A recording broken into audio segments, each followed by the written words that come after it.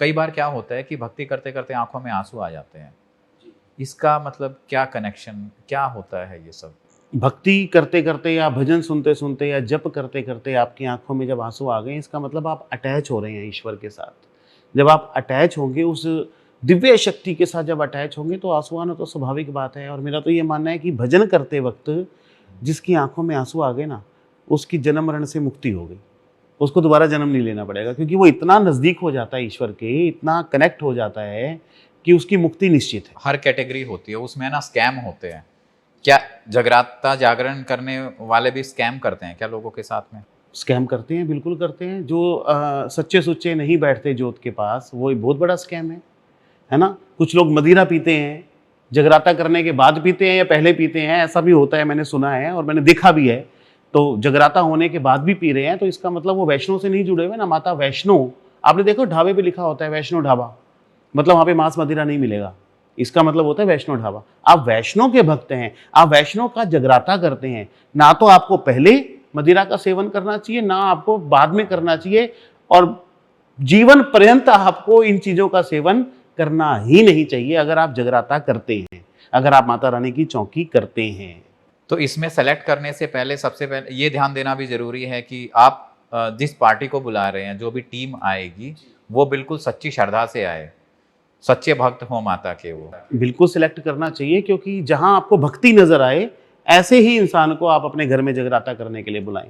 मैं नहीं कहता कि आप लोग बड़े बड़े बैंकेट्स में जागरण करें, क्योंकि बड़े बड़े बैंकेट्स में जगराता होने लगा, बड़े बड़े बैंकेट्स में चौकियां होने लगी, लाखों रुपए खर्च होते हैं, 15 से 20 लाख रुपए कम से कम खर्च होते हैं। पहले लोग गली मोहल्लों में करवा लेते थे, गली के मोहल्ले के लोग आकर जगराते में बैठते थे, किसी को रोक टोक नहीं होती थी। अब बैंकेट में है तो आप नहीं जा सकते, मैं नहीं जा सकता, गली में चलता हुआ किसी को आवाज़ सुन रही है भजन की, वो बैंकेट के अंदर प्रवेश नहीं कर सकता। महारानी ने तो वरदान दिया था कि जगराते खुल्लों में होंगे, खुली जगह पर होंगे, पार्क में होंगे, गलियों में होंगे, खुले स्थान पर होंगे। पहले होते भी ऐसे थे, अब धीरे धीरे बैंकेट्स का चलन चलने लग गया। क्यों? क्योंकि रात को 11 बजे के बाद साउंड बंद कर दिया। अगर जागरण वाले एकजुट रहते तो साउंड बंद नहीं हो सकता था, है ना। इसके लिए मैं मुस्लिम लोगों को मैं वाहवाही दूंगा। वो रोड पर भी नमाज पढ़ रहे होते तो उनको कोई हिला नहीं सकता, क्योंकि उनमें एकजुटता है ना। हमारे हिंदू धर्म में, हमारे सनातन धर्म में एकजुटता नहीं है। अगर एकजुट हो तो किसकी मजाल है कि साउंड बंद हो जाए। और भी तरीके हैं, साउंड को धीमा किया जा सकता है। और गली में भी नहीं करना तो अपने घर के अंदर करिए जगराता। मैं करूंगा, मैं आने के लिए तैयार हूं।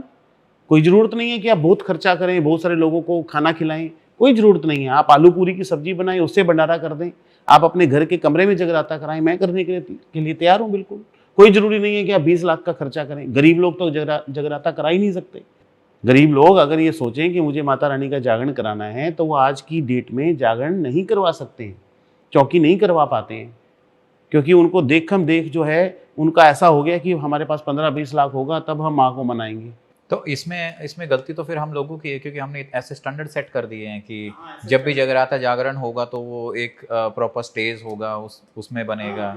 हाँ बिल्कुल। और जागरण देखो एक तरीका है, अगर आप अपने घर में एक जोत जगाकर बैठ जाते हैं और अकेले भी बैठे हैं और आप पूरी रात बैठकर सिर्फ माँ को निहार रहे हैं, जय माता दी जय माता, अकेले बैठकर भी पूरी रात आपने ऐसे निकाल दी ना, तो आपका जागरण स्वीकार हो गया। मैं कहता हूँ ऐसे एक जागरण स्वीकार नहीं हुआ, आपके 1 लाख जागरण माँ ने स्वीकार कर लिए, अगर आप अकेले भी बैठकर जगराता कर लेते हैं तो।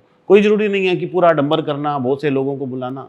जिसको आना है आओ, घर में बैठो, घर में बैठकर भजन करो, ढोलक ले लो, मंजीरा ले लो, किसी भजन गाने वाले को बुला लो जो पूरी रात आपको भजन सुनाए। ये आडंबर ना हो, ये एंटरटेनमेंट ना हो, एंटरटेनमेंट के नाम पर लोगों को ठगा ना जाए।